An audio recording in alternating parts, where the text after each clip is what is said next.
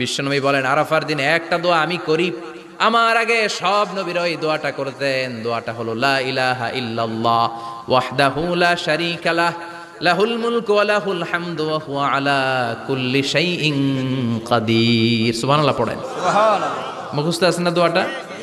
এটা পড়বেন। বিশ্বনবী আরাফার ময়দানে এই দোয়াটা পড়তেন। তাহলে বোঝা গেল বছরের সব দিন সমান না।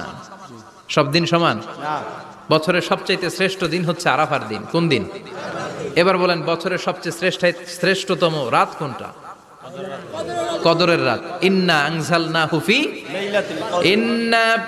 আনজালনাহু ফি লাইলাতিল কদরি ওয়া মা আদরাকা মা লাইলাতুল কদর লাইলাতুল কদরি খায়রুম মিন আলফি শাহর।